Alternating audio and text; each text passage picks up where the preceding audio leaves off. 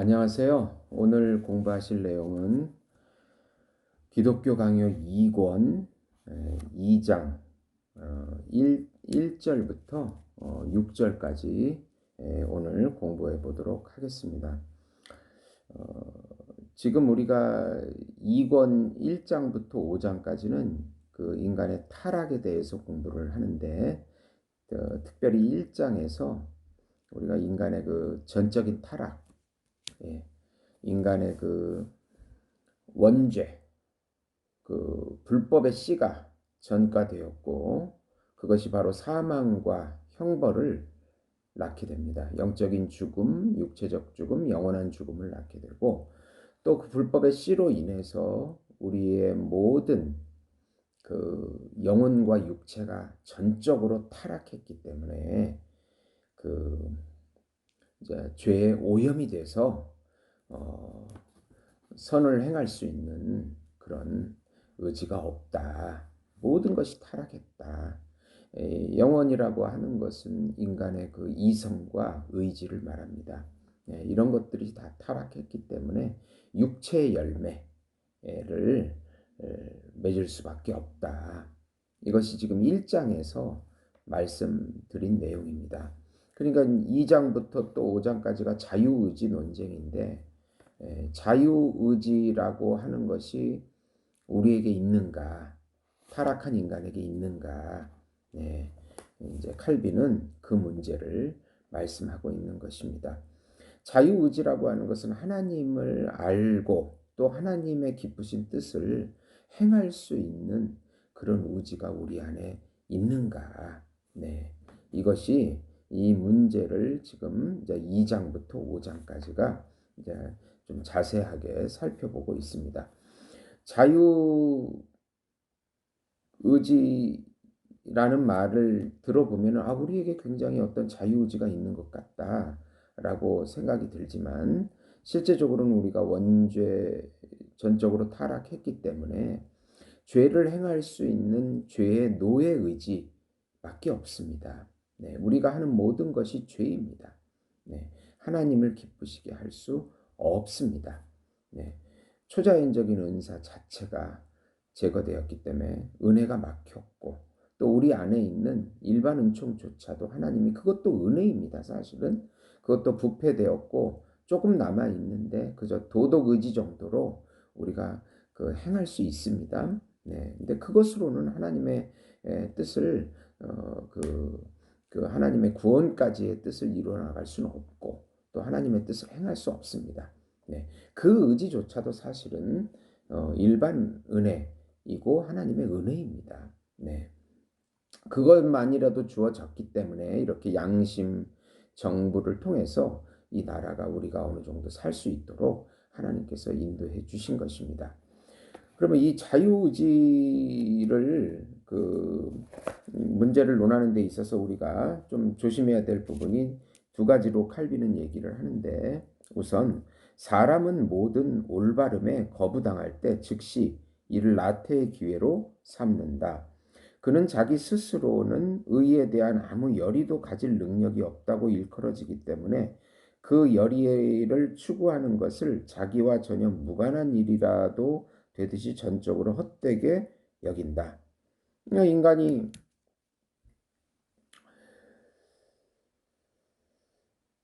인간이 이렇게 자기 마음대로 되지 않으니까 윤리를 도덕을 폐기한다는 그저 그냥 아무것도 없으니 방탕에 빠질 수밖에 없지 않는가 이런 식의 논리를 또 핀다는 것입니다. 이게 이제 참 조심해야 될 부분인데 또 반대로 사람은 아무리 사소한 어떤 것이라도 자기 것으로 만들게 되면 하나님으로부터 하나님 자신의 영예를 가로챈이 되며 그리고 그 자신이 무모한 자부심으로 몰락하게 된다. 이건 또 내가 할 수 있다라고 하는 어떤 교만함으로 나아간다는 것입니다. 한쪽으로는 방탕함으로 나가고 한쪽으로는 조금 내가 내 안에 선이 있다고 주장을 하면서 또 교만하게 나간다는 것입니다. 이런 두 가지 암초들을 피하기 위해서는 우리가 필히 쫓아야 될 길이 있는데 사람은 자기 수중에 어떤 선한 것도 남아있지 않으며 사방으로 둘러싸여 가장 비참한 공경에 처해 있다는 가르침을 받게 될 때에 오히려 자기에게 결여된 선과 자기가 빼앗긴 자유를 갈망하도록 배우게 된다는 것입니다. 이로써 사람은 자기가 최고의 능력으로 빚어졌다고 배울 때보다 더 명민하게 게으름에서 깨어나게 될 것입니다. 우리가 이렇게 아무것도 할 수 없다는 것을 깨달을 때 바로 하나님의 은혜를 찾을 수 있다. 네. 그리고 또 우리 안에 선이 없다. 내가 아무것도 할 수 없다. 예? 또 스스로 할 수도 없고 또 마음대로 할 수 있는 능력 자체가 없다. 그럴 때 하나님 타락 전에 그 원형상을 기억하면서 더 우리가 하나님의 은혜를 구하는 자리에 나가야 되지 않나. 그것을 지금 칼빈은 말하고 있는 것입니다. 사람은 자기가 가진 것에 대한 거짓 자랑을 하는 것을 금해야 한다. 이것이 얼마나 중요한지는 아주 자명하다. 사람은 하나님의 자애에 의해 가장 고상한 장식들로 구별되었던 그 당시에도 자기 자신을 자랑하게끔 허용되지는 않았다. 네. 에덴의 상태에서도 아담이 자기 자랑을 하지 않았거든요. 사람은 자기 자신의 배은망덕으로 말미암아 타락한 영광에서 극한 불명예로 전복되었으니 이제 훨씬 더 많이 겸손해야 하지 않겠는가. 네. 사람이 영의 최고 정점에 오르게 되었을 때에도 성경은 그가 하나님의 형상으로 창조되었다는 사실 외에는 그 어떤 다른 것도 그에게 돌리지 않았다. 예. 창세기 1장 27절에 하나님이 자기 형상 곧 하나님의 형상대로 사람을 창조하시되 남자와 여자를 창조하시고. 네. 그리하여 성경은 사람이 그 자신에게 속한 선한 것들 때문이 아니라 하나님이 함께 함으로써 복되다는 것을 암시하고 있다. 그러니까 성경은 하나님이 함께 하는 것이 복입니다. 네. 하나님이 우리의 피조성, 우리가 지금 하나님의 창조된 피조물이죠. 이 피조물은 연약합니다. 네. 하나님께 의존되어 있습니다. 스스로 알지 못합니다. 스스로 할 수 없습니다. 네. 그러니까 우리가 절망에 빠질 수 있지만 하나님께서 함께 해주시면 하나님께서 계시로 알려주시면 또 하나님을 알 수 있습니다. 네. 우리에게는 또 하나님의 형상성이 있기 때문에 하나님의 형상대로 창조되었기 때문에 하나님을 알 수 있습니다. 그러나 이것이 교만의 근거가 돼서는 안 되고 하나님이 알려주시면 계시로 알려주시면 알 수 있고 또 하나님이 은혜를 주시면 우리 스스로 할 수 없지만 하나님이 능력을 주시면 우리는 할 수 있다. 이것을 이해할 필요가 있는 것입니다. 네. 하나님이 함께 해주시는 것, 하나님이 은혜를 주시는 것, 네. 은혜로 알 수도 있고 행할 수도 있다라는 것이 바로 이 칼빈의 주장이고 우리 전적인 그 타락된 인간의 그 상태와 잘 맞는 것이라고 볼 수가 있습니다. 네.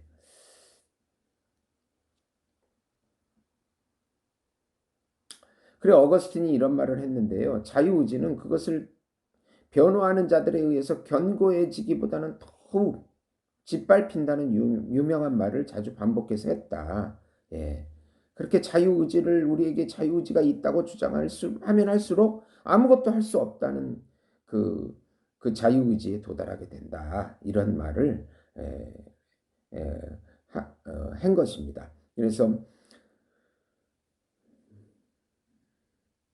우리에게 그 거듭남의 중생의 그 은혜를 통해서 회복된 우리가 참 자유의지를 누리게 되고 은혜로 자유의지를 얻는 것이지 은혜가 없이 우리의 타고난 것으로 또 우리가 노력해서 획득한 것으로 그 자유의지를 누릴 자유의지가 있겠는가?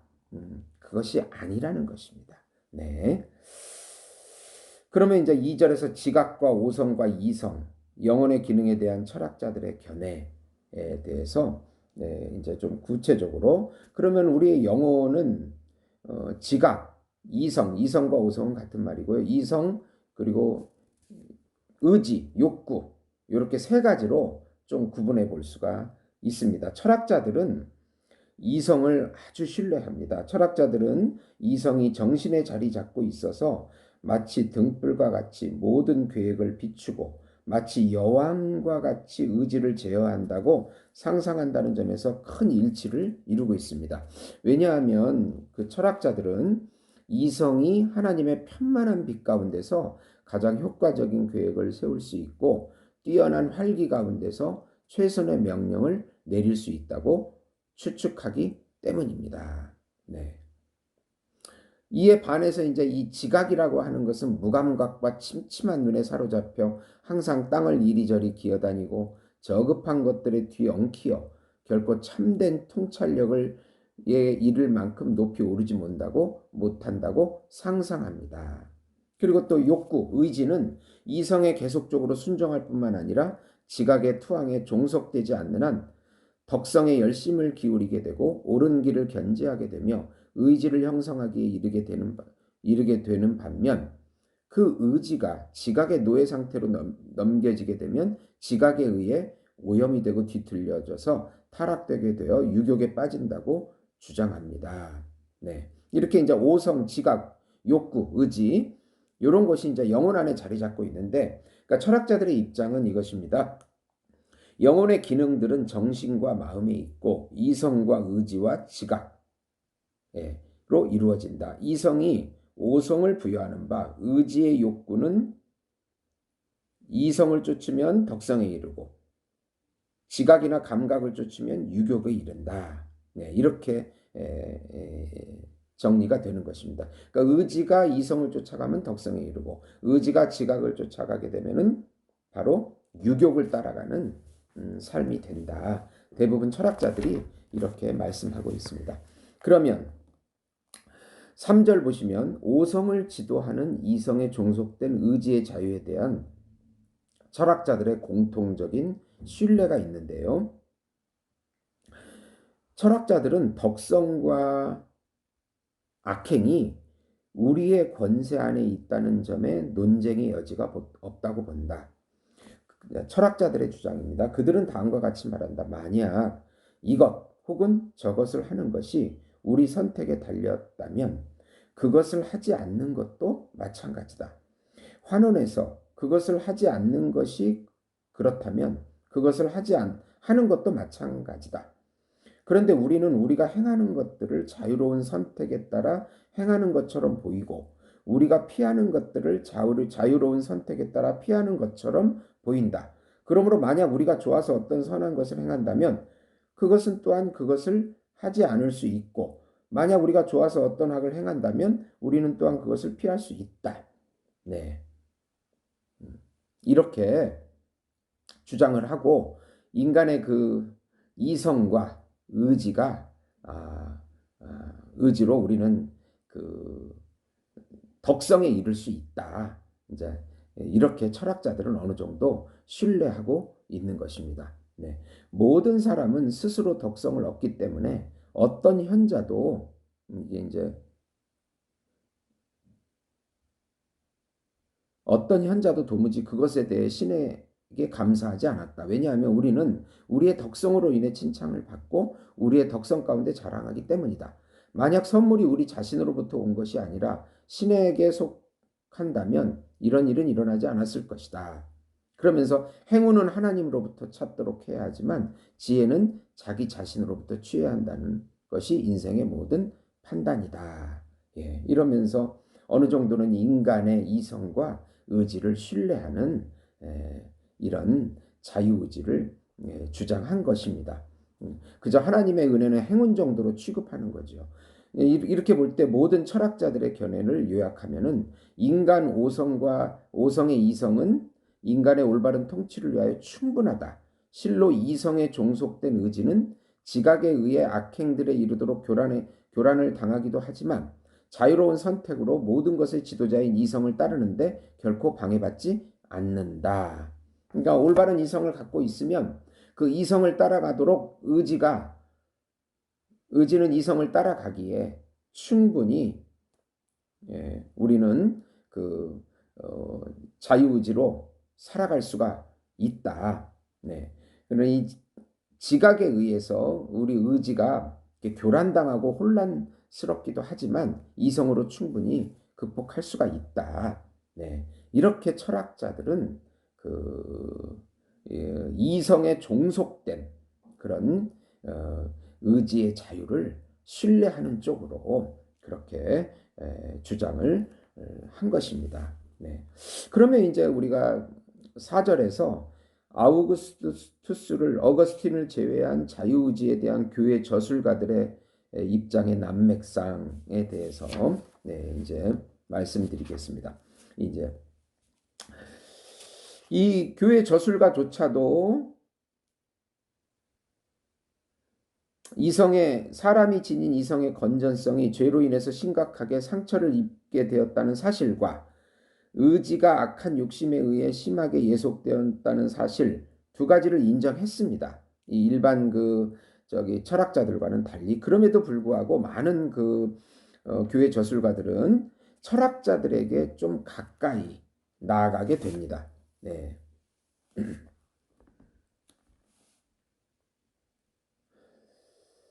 그들은 성경의 교리와 철학자들의 신념을 절반씩 모아서 조화시키고자 애썼습니다. 무엇보다도 그들은 그 선에 대한 무감각한 육체의 새로운 게으름의 기회를 주는 것을 피하고자 이제 많이 노력을 했습니다. 네. 크리스토소스토무스라는 사람은 하나님은 선한 것들과 악한 것들을 우리 권세 아래 두셨으므로 선택의 자유의지를 부여하셨다. 그는 억지로 하는 자들을 만류하시는 것이 아니라 기꺼이 하는 자들을 포용하신다.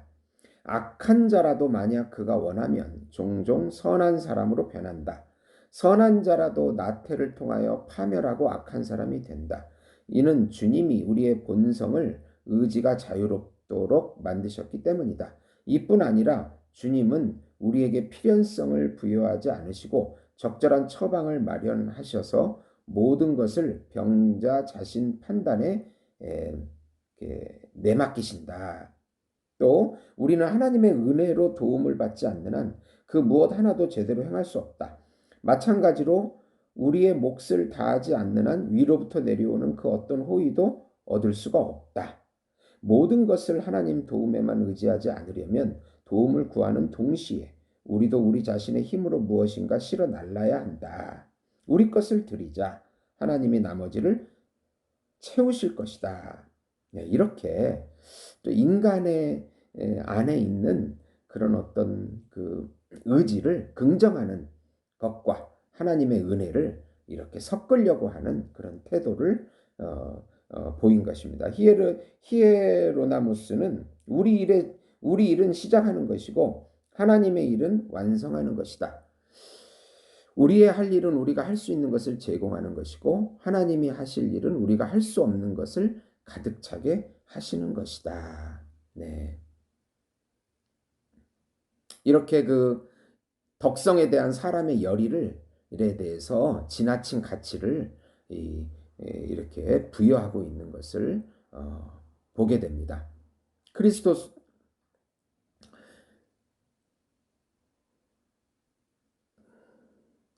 그들의 뒤를 따르는 다른 저자들은 각각 인간의 본성을 변호하는 가운데 자기 자신의 영특함을 교묘하게 칭송하는 일을 이제 추구합니다. 그들은 하나둘 점차 더욱 악한 상태로 전락하여 사람은 오직 지각적인 부분에서만 부패되었을 뿐 이성은 전적으로 손상되지 않은 상태에 있으며 의지도 역시 대부분 손상되지 않았다는 생각이 보편화되기에 이르는 것입니다. 네.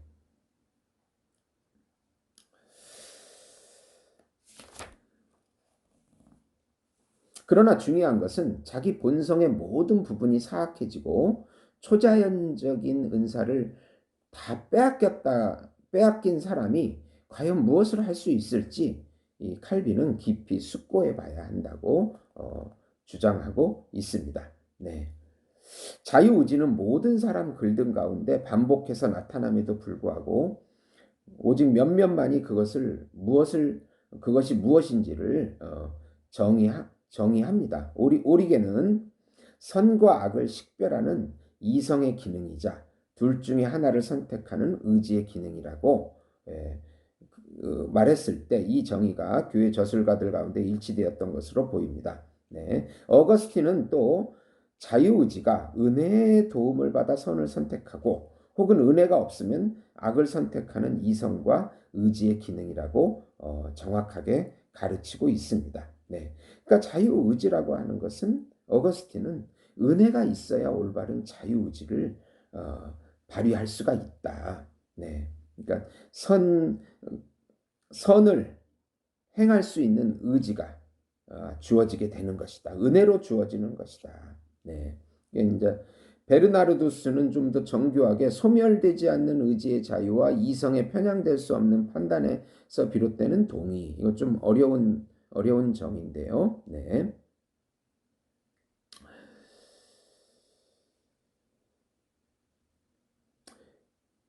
그럼에도 불구하고 그들은 그들 자신의 정의가 더 좋거나 알찬 설명을 위하여 더 유익하다고 생각했다. 먼저 그들은 의지가 선과 악을 구별하는 이성에 더 많이 관계되는 이름이어야 하며 자유는 두 방향 어디로든 방향을 이끌 수 있는 의지에 고유하게 관련되어야 한다는데 동의한다. 그렇기 때문에 토마스 아퀴나스는 자유가 의지와 고유하게 부합되므로 자유의지를 지성과 욕구가 혼합되어 있으며 더욱 욕구로 기우는 선택하는 힘으로 부르는 것이 가장 적절하다고 말한다. 네.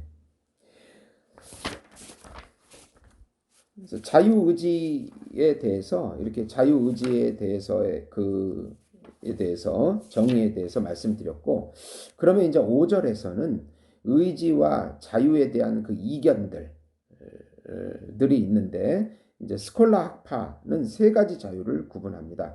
첫 번째는 필연성으로부터의 자유, 둘째는 죄로부터의 자유, 셋째는 비참함으로부터의 자유. 그러니까 이 첫 번째 필연성으로부터의 자유는 우리 안에 내재하는 것입니다. 예. 그러니까 이거를 두 번째로 죄로부터의 자유와 비참함으로부터의 자유는 다 뺏겼죠. 우리가 타락으로 인해서. 그러나 이제 칼빈은 이 필연성으로의 자유를 인정하는데 이것이 강제적이지만 않는다면은 내가 어떤 것을 이렇게 선택하는 것, 그 자유. 네. 그러니까 이제 내가 이런 행동을 하는 것에 대해서 스스로 필연적으로 그 자유는 있다. 그것이 어떤 강압적이지만 않는다면은 그것이 그런 필연적인 자유는 있다.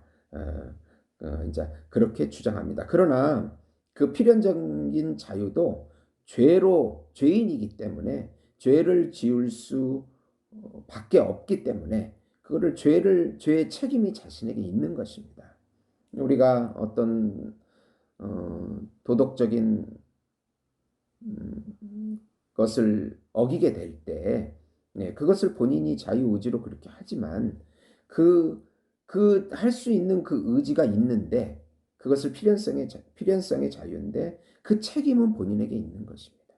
네, 그 책임이 하나님 탓으로 돌려서는 안 된다. 예, 그것은 필연적인 것은 어떤 강제로 지은 것이 아니기 때문에 내 죄다. 칼빈은 그렇게 말하고 있습니다. 이제 그나마 좀 더 건전했던 스콜라주의자들의 오류에 대해서 말씀드리고자 합니다. 이 스콜라주의자들은 그나마 이제 좀 신인 협력적입니다. 이 카톨릭인데 롬바르도는 우리가 선행에 적합하게 되려면 두 가지 은혜가 필요하다. 그는 첫 번째를 역사하는 은혜라 부른다. 이는 우리가 효과적으로 선을 원하도록 하는 은혜이다. 두 번째는 협력하는 은혜다. 이는 선한 의지를 뒤따르며 도움을 주는 은혜다. 네. 근데 칼빈은 이런 구분을 굉장히 싫어했습니다. 왜냐하면 그 자신의 본성에 뭔가 선을 추구하고 있다는 사실을 강조하고 있다는 것입니다. 네. 네. 역사한다. 하나님이 하나님이 그 역사하는 은혜를 강조하지만 또 그 선한 의지에 예, 또 선한 의지에 우리가 선을 행하려고 하는 그 의지에 또 하나님께서 합력해서 은혜를 주신다. 이런 의미. 예, 전적인 은혜가 아니고 그런 인간의 어떤 선을 추구하고 있다는 어떤 그 사실 속에 하나님이 도와주신다라는 것을 은혜를 주신다라는 것을 강조하기 때문에 그런 면에 있어서 칼빈은 이런 부분을 이제 인간 안에 어떤 선한 의지가 있다는 것을 강조하는 그것을 싫어했다 이렇게 말씀하고 있는 것입니다. 네.